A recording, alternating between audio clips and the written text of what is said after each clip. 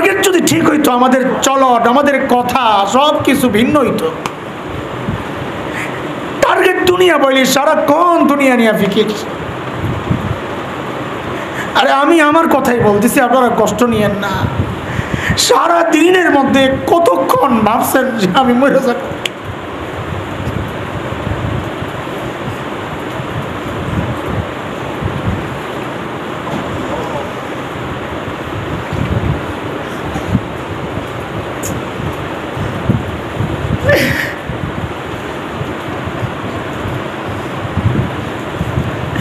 হযরতে সাহাবা একরাম রিদওয়ানুল্লাহি আলাইহিম আজমাইনদের মধ্যে আল্লাহর হাবিবের মেহনতের সবচেয়ে বড় ফসল এটা, তারা টার্গেট ঠিক করে ফেলাইছিল। আর আমাদের সবচেয়ে বড় ভুল এটা মানুষের। কয়টা ভুলের কথা বলবো বলেছিলাম ইনশাআল্লাহ? হ্যাঁ, 1 নম্বর ভুল হচ্ছে টার্গেট ভুল করে ফেলছে। বলে না করি নাই, বলে করছি। জীবন তো বলতেছে 24 ঘন্টায় কতক্ষণ আমি সময়ে আমার মালিককে দিছি বলেন? আমি আপনি ছাড়া দুনিয়ার সব মাখলুক মালিককে টাইম দিতেছে। ওই গাছটা দাঁড়ায় দাঁড়ায় তাসবিহ পড়তেছে, ওই কুকুরটা রুকুর হালতে তাসবিহ পড়তেছে, ওই পিঁপড়াগুলা সেজদার হালতে তাসবিহ পড়তেছে। আমি আপনি কতক্ষণ তাসবিহ পড়ছি? আমি আপনি কতক্ষণ আমার মালিককে স্মরণ করছি বলেন?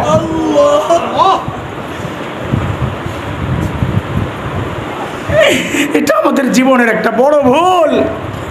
টার্গেটে ভুল করে ফেলছে। সাহাবা একরামের সবচাইতে বড় সফলতা টার্গেট ঠিক করে ফেলছে। এই জন্য আব্দুল্লাহ ইবনে মাসউদ বলেন, কানু আযহাদা মিনকুম ফিদ দুনিয়া ওয়া আরগাবা মিনকুম ফিল আখিরাহ। তারা তোমাদের চেয়েও বেশি দুনিয়া বিমুখ ছিল, তারা তোমাদের চেয়েও বেশি আখিরাত মুখী ছিল। সেই জন্য নবী আলাইহিস সালাম কতবার বলেছেন, কুনু মিন আবনাইল আখিরাহ ওয়া লা তাকুনু মিন আবনাইদ দুনিয়া ফাআসিরু মা ইয়াবকা আলা মা ইয়াফনা। ও কামা ক্বালা আলাইহিস সালাতু ওয়াস সালাম।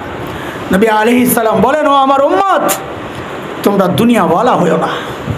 ও আমার উম্মত, তোমরা আখিরাতওয়ালা হয়ে যাও।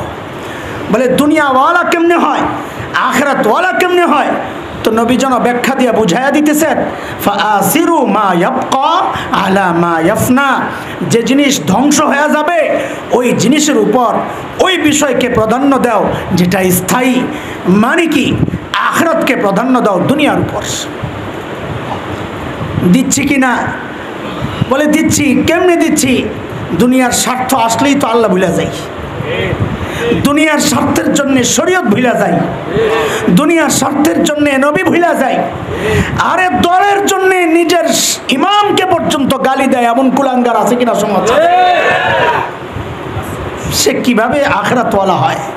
সে নামাজ পড়তেছে, সে সেজদা দিতেছে, সে বছর বছর হজ করতেছে, মাদ্রাসায় দান খয়রাতও করে, কিন্তু যেই দেখে তার হুজুর তো তার দলের বিরুদ্ধে, তার হুজুর তো তার নেতার বিরুদ্ধে, আয় পোড়া কপাল, তখন তার নামাজের কথা সে ভুলে যায়, তার আমলের কথা সে ভুলে যায়।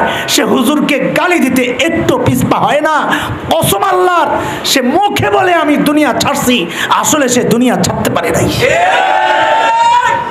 সে যদি দুনিয়া ছাড়তে পারতো, সে যদি দেখতো যে দল আমার আলেমদের বিরুদ্ধে তার অবস্থান, দিন আর শরিয়ার বিরুদ্ধে আমার দলের অবস্থান, আমার নেতার অবস্থান, সে মুখে বলে ফেলতো, ওই নেতা আমার গোল্লায় যাক, লাথি মারি ওই দলকে। যেই দলে থাকলে দিনদারদের মুখোমুখি দাঁড়াইতে হয়, যেই নেতাকে মানলে আলেমের মুখোমুখি দাঁড়াইতে হয়, আমি ছাড়লাম আজকে থেকে সেই দল, ছাড়লাম আজকে থেকে সেই নেতা, এটা বলতো যদি দিলের মধ্যে দুনিয়ার চেয়ে আখিরাতের প্রাধান্য থাকতো। মুখে অনেক কিছুই বলা যায়, তাই না? মুখে অনেক কিছুই বলা যায়। তো আমাদের মৌলিক ভুল কয়টা বলেন? 1 নম্বর, আমরা টার্গেট ভুল করে ফেলছি। বলেন কি করে ফেলছি? আল্লাহ বলতেছেন টার্গেট ঠিক করতে হবে। টার্গেট কোনটা বলেন? টার্গেট কোনটা?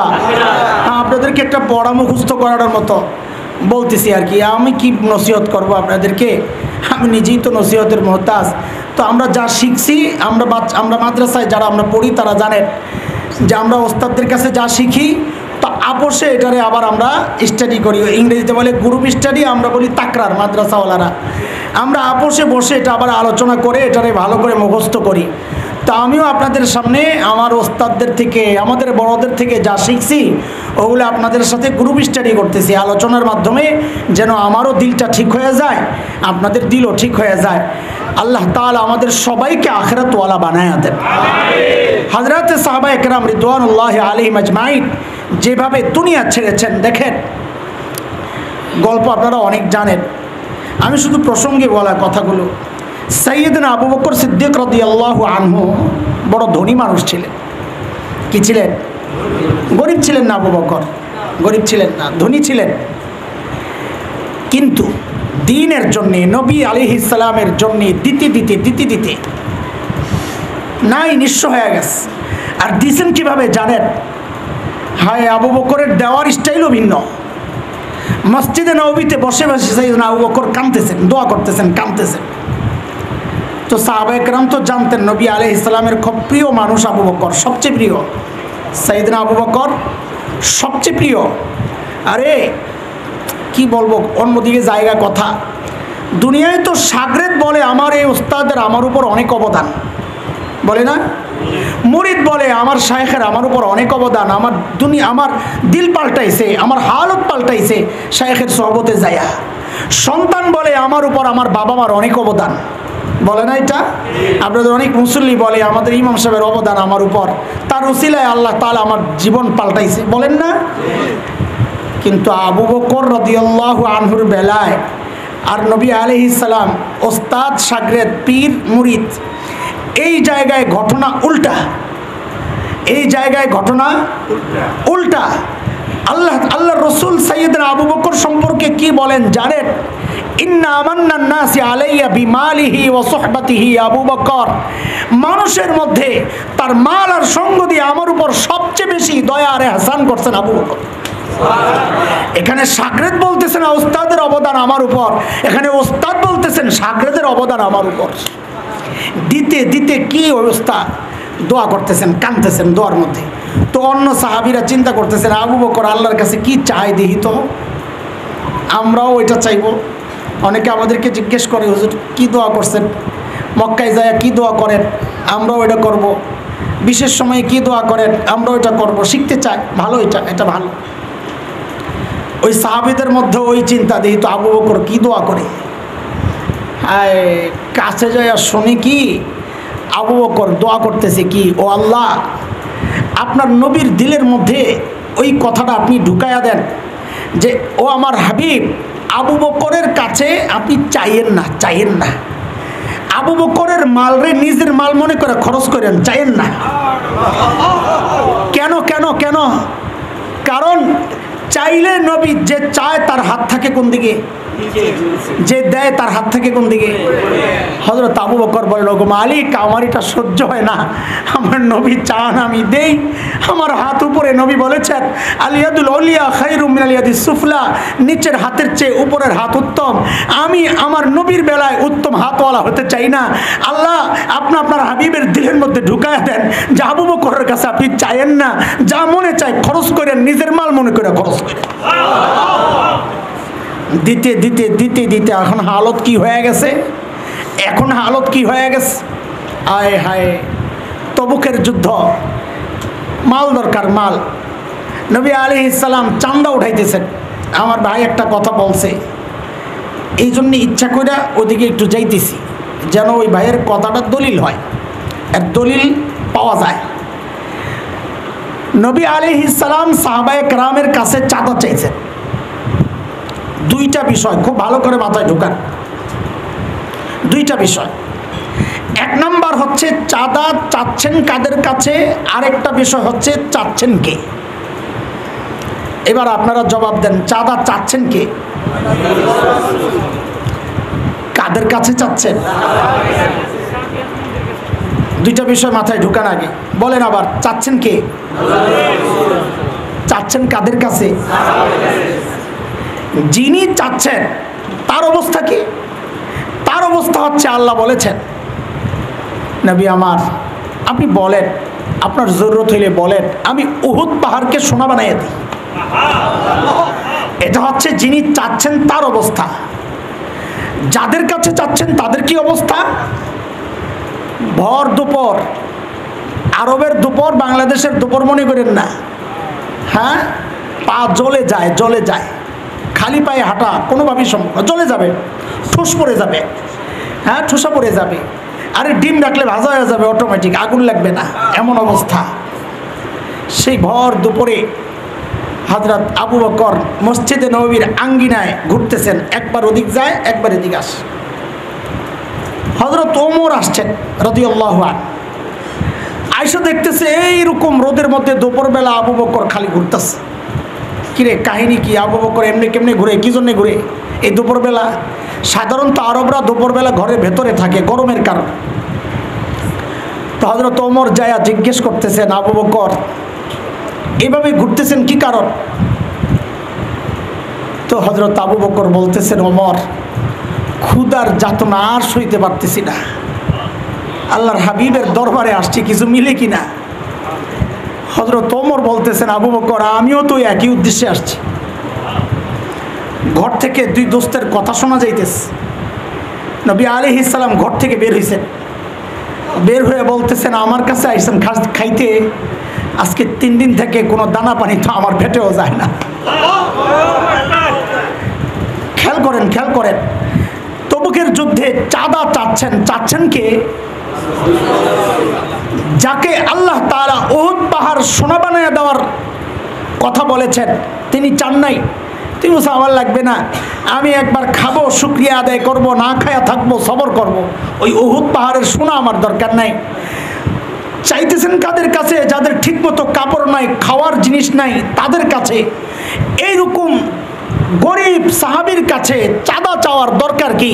তিনি তো চাইলেই উহুদ পাহাড় সোনা হয়ে যায়, তার চাঁদা লাগে? বলেন চাঁদা লাগে? তাহলে নবী আলাইহিস সালাম চাঁদা চাইছেন জরুরতের কারণে? না না না, জরুরত তো মিটে যায় আল্লাহর কাছে বললেই। আল্লাহর নবী চাইছেন আমার সাহাবীরা জীবন দিয়ে যেভাবে কোরবানি করতেছে, মাল দিয়েও কোরবানি করুক।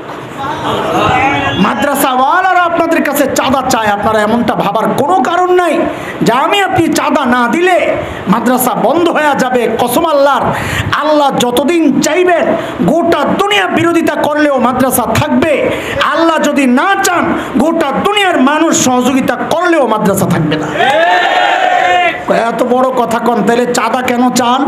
চাঁদা চাই আপনারাও যেন আপনাদের মাল দিয়া দ্বীনি কাজে সম্পৃক্ত হয়ে যান। আমরা আমাদের খিদমত দিয়া সম্পৃক্ত হচ্ছি। ওই যে কথায় কথা আসতেছে, হাকিমুল উম্মতের একটা উদাহরণ শোনাইয়া দিই আপনাদেরকে, তাইলে জিনিসটা বোঝা সহজ হবে।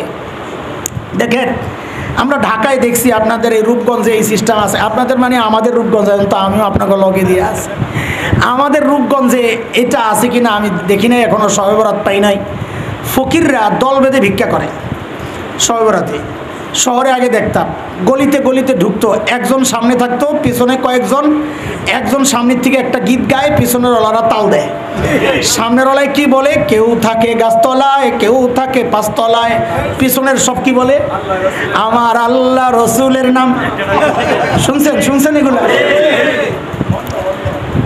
দুই ফকির ভিক্ষা করতেছে, খেয়াল করেন, খুব হাকিমুল উম্মতের উদাহরণ। তো উম্মতের কলবে একদম বসায়া দেন। হাকিমুল উম্মত বড় আজীব মানুষ ছিলেন।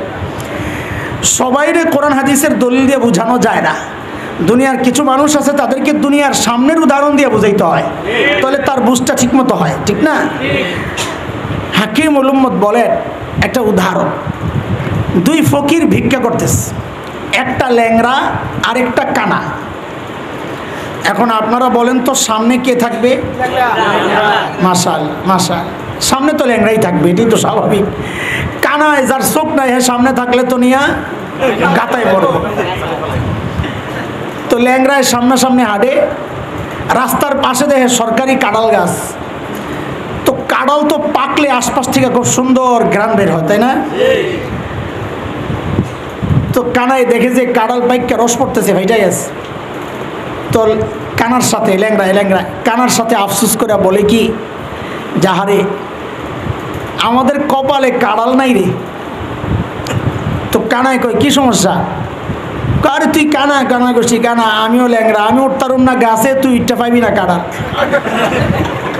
কানার মাথায় তো বুদ্ধি ভরা, জানেন তো এটা কেন কেন তাও বুঝেন, এগুলো সব স্পষ্ট করে বুঝেন।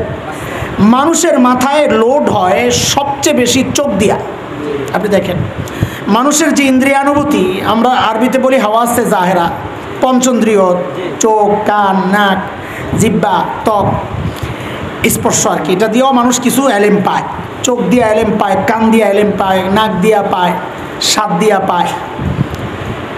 এর মধ্যে সবচেয়ে বেশি লোড হয় চোখ দিয়া। আপনি খেয়াল করেন, আপনি কান দিয়া শুধু আমার আওয়াজটা লোড হইতেছে আপনার মাথায়, ঠিক না? আর চোখ দিয়া লোড হইতেছে আমার মুখের ঠোঁট লালানি, আমার মাথা ঘুরানি, আমার হাত পাও, আমার সব কিছু আপনি চোখ দিয়ে দেখতেছেন, তাই না? তো মানুষের মাথায় লোড হয় সবচেয়ে বেশি কি দিয়া? চোখ দিয়া। কানা যেহেতু দেখে না, তার মাথায় লোড হয় কম। যারা কম্পিউটার চালায় তারা জানে লোড বেশি হলে কম্পিউটার স্লো হয়ে যায়, হয় তখন কিছু ফাইল ডিলিট করে দিয়া রিফ্রেশ মাইরা ওটারে আবার একটু ইজি করে। কানার মাথায় যেহেতু লোড হয়েছে কম, ওই জন্য কানার মাথা চলে খুব বেশি, ও লোড কম, যে বুঝে আসছে না কথা? তো কানায় কয় এটা একটা কথা হইলো, তুই কাঁড়াল খাবি, তুই আমারে না কবি, এটা কোনো ব্যাপার? তো ল্যাংরা কয় কি করা যায়? কয় এক কাম কর, তোর তো চোখ আছে, কহ আমার তো পাও আছে, কহ কয় তোর চোখ আর আমার পাওরে জোড়া লাগা। এমনও ল্যাংরা মাথায় ঢুকে না, এটা কি সিস্টেম? বলে তোর চোখ আর আমার পা কি কর, জোড়া লাগা। এখন ল্যাংরা কয় এটা আবার কি সিস্টেম? আরে গাধা, আমারে কাঁড়াল গাছের তলে লয়ে যা, তুই আমার কান্দে ওঠ, আমি দাঁড়াই, এরপরে দেখ কাঁড়াল পাসনি। তো কানায় যায় কাঁড়াল গাছের নিচে বইছে, ল্যাংড়ায় কান্দে উঠছে, ওইটা দাঁড়াইছে কানায়, ল্যাংড়ায় কাঁড়াল খুশি পাইরা লাইছে, কয়বার দুজনে মিলে খা। আচ্ছা, এই চোখ আর পাও যে জোড়া লাগছে, কাঁড়াল পারতে পারছে? বলেন না। আলাদা হইলে পারতো? হাকিমুল উম্মত বলেন, উম্মতের আলেমরা হচ্ছে ওই ল্যাংড়া বেটা, তার এলেমের চোখ তো আছে, কিন্তু ওই দাঁড়ানোর মতো এইরকম শক্তি, অবস্থান নাই, টাকা পয়সা নাই। এখন কি করা? কয় জান্নাত পাও, জান্নাত খাইতে চাও, জান্নাতের কাঁঠাল, ও কানারা, ও কানারা। কানা মানে সাধারণ মানুষ যাদের চোখ নাই, এলেমের চোখ নাই, কি নাই? কয় জান্নাতের কাঁঠাল খাইবা? বলে হা। কয় তাইলে ওই ল্যাংরা আলেমের নিচে আইসা বসো, আলেম তোমার কান্দে উঠবে, কাঁঠাল পারবে, দুইজনে মিল্লা ভোগ করবা। কিন্তু এখন সমস্যা হয়েছে কি জানেন? সমস্যা হইলো ওই কানারা চায় কমিটির নামে আলেমের কান্দে উঠতে, ল্যাংড়ার কান্দে উঠতে। যত মাদ্রাসায় গন্ডগোল লাগে, গন্ডগোলের পেছনের মূল কারণ এটা। সিস্টেম ছিল কানায় থাকবে কই, কান্দে উঠবে কে? বলেন তো আবার, সিস্টেম ছিল কি? কানায় থাকবে কই, ল্যাংড়ায় থাকবে, তাইলে কাঁড়াল পারা যাবে। কিন্তু এখন মাদ্রাসাগুলোতে, মসজিদগুলোতে গন্ডগোল লাগার কারণ কি জানেন? এই দুনিয়ার কানারা চায় এই ল্যাংড়া বাড়ার এমনি পাও নাই হের কান্দে উঠতে, তখন নিজেও মরে, হুজুরেও মারে, মাদ্রাসাটা বন্ধ হয়ে যায়। আর কথা বুঝতেছেন? কথা বুঝতেছেন? এই জন্য আলেমদেরকে কান্দে নিতে রাজি আছি তো কানারা, কথা কর। কানা কইছি রাগ হয়ে গেছেন নি আবার? হ্যাঁ, কানারা যতদিন আলেমদেরকে কান্দে নিয়ে, এই চৌকলা ল্যাংড়ারে কান্দে নিয়ে যতদিন চলবে, মাদ্রাসাও ততদিন উপরের দিকে উঠতে থাকবে ইনশাআল্লাহ। রাজি আছি ইনশাআল্লাহ? দেখা যাবে কানারা লাস্টে কি করেন ল্যাংড়ার সাথে। আমি পরে আসতেছি আবার কাঁড়াল খাইতে ইনশাআল্লাহ তাআলা। আমাদের মৌলিক ভুল কয়টা বলেন? এক নম্বর ভুল, আমরা টার্গেটে কি করছি? ভুল করছি। দুই নম্বর ভুল মানুষের, সাধারণ মানুষের, আমাদের সবার, প্রায় সবার দুই নম্বর ভুল হচ্ছে দুইটা জিনিস। একটা হচ্ছে মাদ্দা, আমরা আরবিতে বলি মাদ্দা, বস্তু। আরেকটা হচ্ছে রূহ, ভেতর। দুনিয়ার মানুষের মেহনত হচ্ছে বস্তু নিয়ে, বস্তুবাদী মানুষ। কৃষি গবেষণা ইনস্টিটিউট হয়, ধান গবেষণা আছে না? কি তাদের কাজ কি? এই ধান আরো বেশি কিভাবে ফসল আসবে, ফলন বেশি হবে, এটা নিয়ে তাদের গবেষণা। আম গবেষণা, 10 বছর আগে কয় আইটেমের আম খাইছেন, এখন দেখি আমের সিজনই যায় না। কথা কন না? আমের সিজন চাইতেই চায় না। কিরে ভাই ঘটনা কি? একটার পর একটা কালার পাল্টায়, সাইজ পাল্টায়, আম চালু আছে। হ্যাঁ, অথচ 10 বছর আগে আমের সিজন যাইতো 1 মাসে। হ্যাঁ, এখন সিজনই যায় না। কারণ কি? গবেষণা করে করে করে করে করে করে তারা অনেক রকমের আম বাইর করছে। গত কয়দিন আগে একজনে দেখাইলো যে আগস্টে পাকবে এমন একটা নতুন আম বাইর করছে। মানে আপনাদের পুরো আগস্ট আম খাওয়াইব। সারা বছরই এখন এরা চাষ করতেছে। হয় বস্তুর ওপর গবেষণা চলতেছে। মাছের গবেষণা, মাছ। আরে আমার এক মসজিদে মুসল্লি আছে, তার কাজ ছিল ইলিশ নিয়ে গবেষণা। ওই যে একটা নির্দিষ্ট টাইমে ইলিশ না ধরার যে সরকারের সিদ্ধান্ত, এটা তার গবেষণার ফসল, যে তখন ইলিশ ডিম ছাড়বে, ওই সময় ধরা যাবে না, ডিম ছেড়ে চলে যাক, তারপরে ধরুক। এটা তার গবেষণা। তাকে নেওয়ার জন্যে জাপান থেকে আসছে লোক, তাকে নিয়ে যাবে জাপানে। কেন? যে ওরা ওকে দিয়ে ওখানে ইলিশ মাছের চাষ করাবে। মজা পাইছে খায়া, দেখেন না কত গবেষণা মানুষের বস্তুর মধ্যে। এই আমার সামনে একটা ফুল গাছ, এখন কত গবেষণা বের হয়েছে জানেন আপনারা?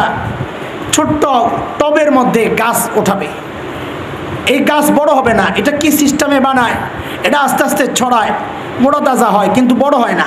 বনসাই বনসাই বল, লক্ষ লক্ষ টাকার দাম এরকম গাছও আছে। গবেষণা করে ঘরের মধ্যে রাখার জন্য এই গাছ। ছাদে চাষ হচ্ছে, সব ফল ফলাদির চাষ হচ্ছে। এখন অনেক সিস্টেমও বের হয়েছে। ছাদে কৃষি কাজ যদি হয় তো ট্যাক্স কমায় দেয় সরকার, উৎসাহিত করতেছে ছাদকে কৃষিকাজের জন্য বাড়ানোর জন্যে। কত গবেষণা মানুষের। আমার বলার উদ্দেশ্য, আমেরিকাতে এমন এমন গবেষণা হচ্ছে বস্তু নিয়ে, বস্তুর গবেষণা, যে তারা শূন্য এখন ফল গাছ উঠাইতে চেষ্টা করতেছে, মাটি ছাড়া পানির মধ্যেই ফল গাছ উঠাবে, এই গবেষণা চলতেছে। আরে এখন তো আমরা আপনারা প্লেন দিয়ে চলি, তাই না? আমেরিকায় যাইতে কত 18-20 ঘন্টা লাগে, তাই না? এখন গবেষণা চলতেছে যে কি করে আধা ঘন্টার মধ্যে দুনিয়ার এক প্রান্ত থেকে আরেক প্রান্ত যাওয়া যায়। আমরা এখান থেকে আমেরিকা যাই, আমাদের লাগে হচ্ছে 18 থেকে 22 ঘন্টা, যাই লাগে বিমান হিসাবে। মানে 18-20 ঘন্টার মধ্যে আমি দুনিয়ার অর্ধেক পার করতে পারি। এখন তারা চাইতেছে এটার সময় কমাইতে। সময় কেমনে কমাবে? এই প্লেন যেটা চলে এটার স্পিড তো আর বাড়ানো যাবে না। 500, 600, 700 কিলো স্পিডে চলে। কেন? তার চেয়ে বেশি বাড়াইলে যেই জায়গা দিয়ে চলে ওখানের যে আবহাওয়া, উপরের অংশ টেম্পারেচার বেড়ে যাবে, আগুন লেগে যেতে পারে এর চেয়ে বেশি স্পিডে গেলে। করা যায় কি? করা যায় হলো মহাশূন্যে চলে যাও। মধ্যাকর্ষণ শক্তি যেই পর্যন্ত আছে সেখানে কিচ্ছু করা যাবে না। সেখানে নিচের দিকে আকর্ষণ আছে, মাটির নিচে আল্লাহ এমন জিনিস রাখছেন যে দুনিয়া যা আছে সব ওদিকে টানে, নিচের দিক থেকেও টানে, উপরের দিক থেকেও টানে। মধ্যাকর্ষণ শক্তি যেটাকে বলে টানে। এই জন্যে আমাদের অনেক বুজুর্গরা এইভাবে বলেছেন, কারুনের ধন কিয়ামত পর্যন্ত খালি ডুবতেই থাকে। একটা কথা শুনছেন না? ডাবতেই থাকবে, ডাবতেই থাকবে। বলি কী জন্যে? এত বছর ধরে ডাবতেছে, দুনিয়ার আরেক প্রান্ত দিয়ে বাইরে হয়ে যাওয়ার কথা না? আমাদের সোজা নিচে ক্যালিফোর্নিয়া, আমেরিকার একটা শহর আমাদের নিচে। তো কারণের ধন ডাবতে ডাবতে তো নিচে চলে যাওয়ার কথা, বলেন না আপনারা? যায় না কেন? ওই যে জমিনের ঠিক মাঝামাঝি মধ্যাকর্ষণ শক্তি টানতে টানতে যত নিচের দিকে যায় তত স্পিড বাড়তে থাকে, ওটা টানতে থাকে। এমন জোরে একটা সময় যায় আর টান দেয় নিচের দিকে জায়গা, যাওয়ার পরে ওটা আবার টান দিয়ে উপরের দিকে উঠায় দেয়, এটা আবার উপরের দিকে উঠে যায়, আবার মাঝখানের মধ্যশক্তি টেনে টেনে এটা আবার নিচের দিকে নেয়, আবার নিচে চলে গেলে আবার টাইনা উপরের দিকে ওঠায়। এভাবেই ওঠানামা চলতেছে। একবারে নিচে কেমনে যাবে আমি বুঝাইতেছি। এই মধ্যাকর্ষণ শক্তির কারণে এর চেয়ে বেশি স্পিডে প্লেন চলা সম্ভব না। এখন ওরা গবেষণা করতেছে যে এই মধ্যাকর্ষণ শক্তি পার হইয়া মহাশূন্যে চলে যাবে, ভারহীন জায়গা যেখানে বস্তু আর ভার থাকে না।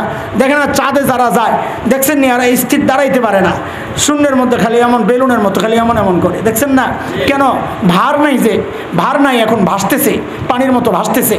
তো তারা গবেষণা বের করতেছে যে এমন এক যান বের করবে যেটা সোজা উপরে চলে যাবে।